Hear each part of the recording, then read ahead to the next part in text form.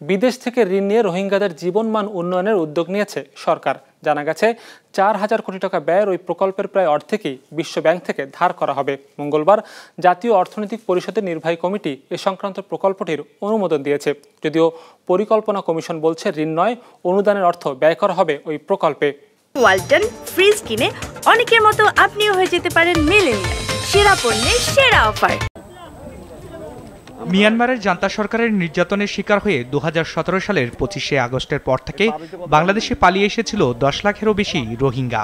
তবে প্রতি বছর নতুন করে ৩০,০০০ শিশু জন্ম নেওয়ায় সেই সংখ্যা এখন বেড়ে দাঁড়িয়েছে ১২ লাখের ওপরে। এতদিন যাদের সাহায্য সহযোগিতা করে আসছিল আন্তর্জাতিক উন্নয়ন সংস্থাগুলো, তবে সময়ের ব্যবধানে কমেছে সেই সহায়তার পরিমাণ।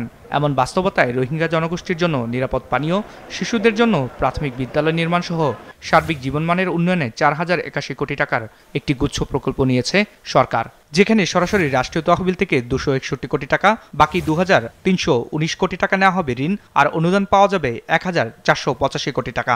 কোনো ঋণ নিয়ে মাননীয় প্রধানমন্ত্রী নির্দেশনা দিয়েছেন, কোনো ঋণের টাকা নিয়ে আমরা রোহিঙ্গাদের মিয়ানমারের বাস্তুচ্যুত নাগরিকদের আমরা কোনো ধরনের সাহায্য করতে পারবো না, কারণ এই ঋণের দায় আমাদেরকে শোধ করতে হবে। সুতরাং ওদের অন্য দেশের নাগরিকদের জন্য যদি দিতে হয়, যদি করতে হয়, সেটা ওয়ার্ল্ড ব্যাংক তাদের ফান্ডিং মেকানিজম চেঞ্জ করতে হবে, এবং সেই কারণেই তারা ফান্ডিং মেকানিজম চেঞ্জ করেছে এবং সেটা তারা অনুদান হিসেবে আসছে।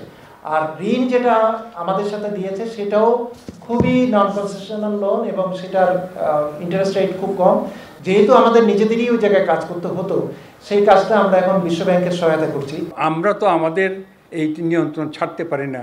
কালকে যদি এখানে একটা মহামারী শুরু হয়ে যায়, সর্বনাশ হবে, এটা আমার দেশে ছড়াই আসবে। সর্বদিক দিয়ে চিন্তা করে আমাদেরকে এটা করতে হয়।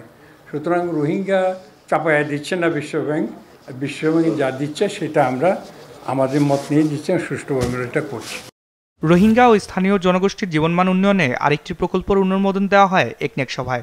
প্রকল্পটির ব্যয় ধরা হয়েছে ৪,৪০১ কোটি টাকা, যার মধ্যে বিশ্ব ব্যাংক ১,৭৫৯ কোটি টাকা দেবে অনুদান হিসেবে, আর ঋণ হিসেবে দেবে ২,১৪৫ কোটি টাকা। বাকি টাকার অর্থায়ন করবে সরকার। সব মিলে মঙ্গলবার একনেক বৈঠকে মোট ১৪,৩৩৭ কোটি ৩৮ লাখ টাকা ব্যয়ে ১১টি প্রকল্পের অনুমোদন দেওয়া হয়েছে। সরকারি অর্থায়ন রয়েছে এর মধ্যে ৬,৫৪১ কোটি ৫৩ লক্ষ টাকা, এবং বৈদেশিক উৎস থেকে প্রাপ্ত অর্থায়ন হচ্ছে ৭,৮৭৯ কোটি টাকা, আর সংস্থার নিজস্ব অর্থায়ন রয়েছে ৮৩ কোটি ২৯ লক্ষ টাকা।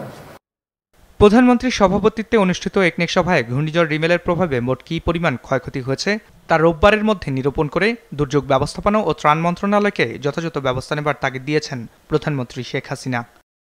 রায়হান শোভন, বিজনেস রিপোর্ট, মাছরাঙা টেলিভিশন।